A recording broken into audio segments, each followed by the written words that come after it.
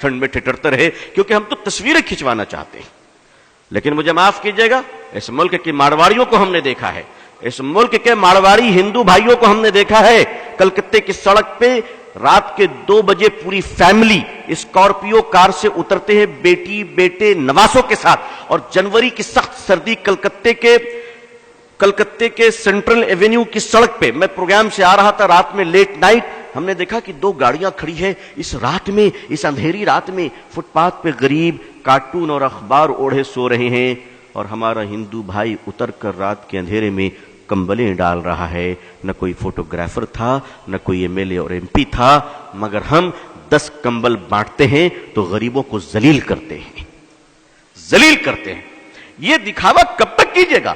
ہمارے جو نمائندے ہیں سیاسی حضرات، ان کو بھی روک لگانی چاہیے کہ نہیں، خدا کے لیے کرو، تم اللہ کے لیے کرو، مگر تمہیں اللہ کے لیے کمبل تک دینا نہیں آتا۔ گرمی کے زمانے میں کام کہاں سے شروع کریں؟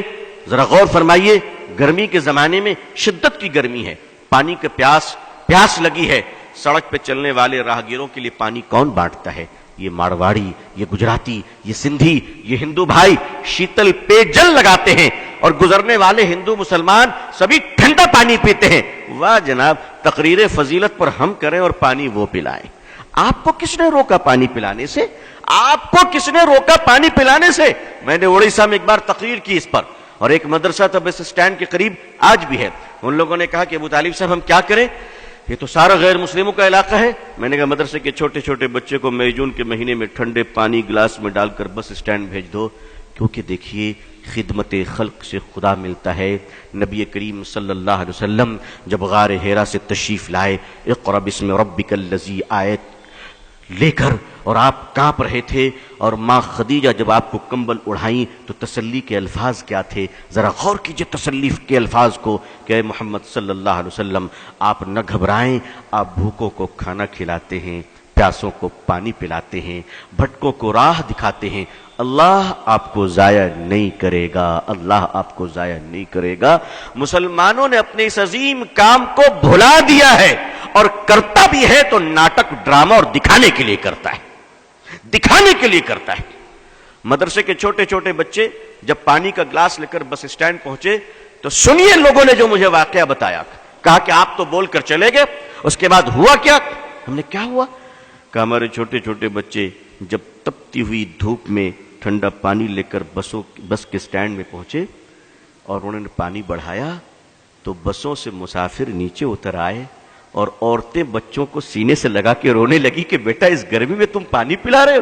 اور کیا ہندو کیا مسلمان، کسی نے اپنے جیب سے 2 روپے نکالے، کسی نے 5 روپے نکالے اور ان معصوم بچوں کو دینے شروع کر دیے۔ مسلمانوں، محبتیں مری نہیں ہیں، محبتیں تمہاری بے وفائی کا شکار ہو چکی ہیں، تم نے خدمت بھلا دیا ہے۔ تم سمجھتے ہو پولیٹیکل پارٹی کے پاور تمہیں بچا لیں گی؟ کبھی نہیں۔ یاد رکھیے گا، یاد رکھیے گا، ہندوستان کی پارٹیاں اسی وقت تک سیکولر ہیں جب تک کہ آپ مضبوط ہیں، اور 1 منٹ میں کمیونل ہونے میں ٹائم نہیں لگے گا۔ 1 منٹ میں اگر اندازہ ہو جائے کہ اب تم ان کے کام کے نہیں ہو تو وہ تمہاری طرف پلٹ کر بھی نہیں دیکھیں گے، پلٹ کر بھی نہیں دیکھیں گے۔ میں قریب سے جانتا ہوں۔ آپ ایک کام کیجئے، خدمت کا کام شروع کیجئے۔ بہت سارے لوگ ہیں ماشاءاللہ، صاحب حیثیت ہیں، مالدار ہیں۔